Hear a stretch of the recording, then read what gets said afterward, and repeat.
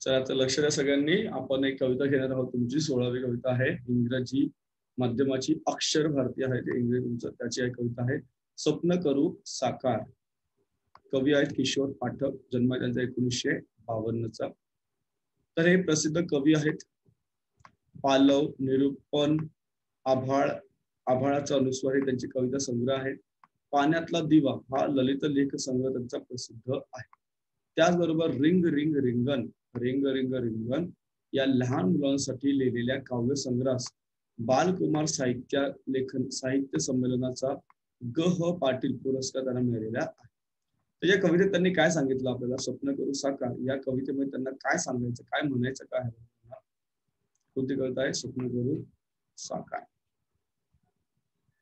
तर या कवितेत कवीने देशाच्या उज्ज्वल भविष्याचे स्वप्न रेखाटलेले आहे.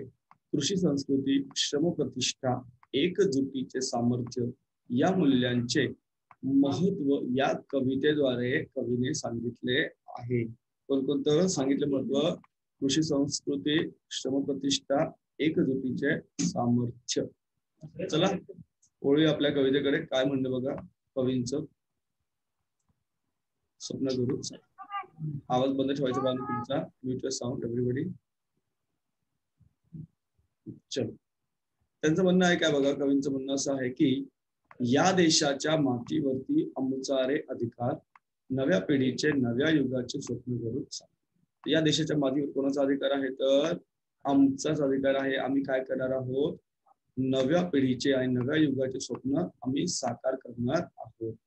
फुला मुलातून हसतो श्रावण, मातीचे हो मंगल तन्मन. तन म्हणजे शरीर.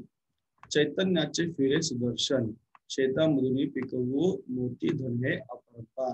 आम्ही खूप कष्ट करू, मेहनत करू, आम्ही शेतामध्ये काय करू? मोती पिकवणार आम्ही आहोत. लक्षात घ्या, काय करणार आहोत? आम्ही मोती पिकवणार आहोत.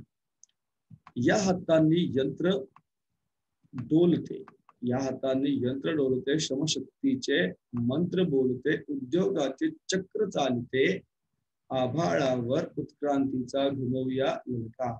तर शेतीसोबत आम्ही यंत्र म्हणजे जे कारखाने आहेत त्या सुद्धा खूप मेहनत करून पुढे जाणार आहोत. आम्ही आमच्या देशाला पुढे घेऊन जाणार आहोत.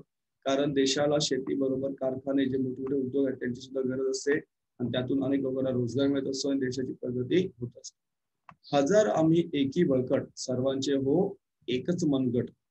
शक्तीची ही झडते नौबत, घराघरातून जन्म घेत असे तेज नवा अवतार. घराघरातून जन्म घेत असे तेज नवा अवतार.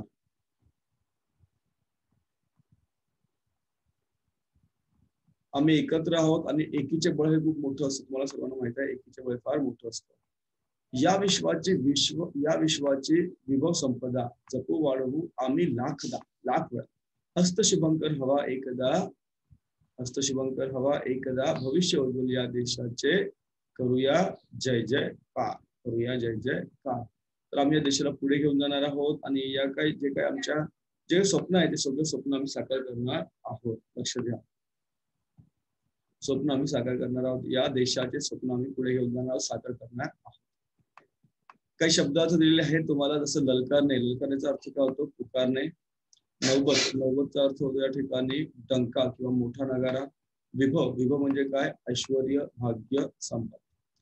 तर प्रश्न आहे तुम्हाला, खाली शब्द समूहातील संकल्पना स्पष्ट करा. शब्दशक्तीचे मंत्र, शुभंकर, आभाळावर उत्क्रांतीचा घुमूया ललकार.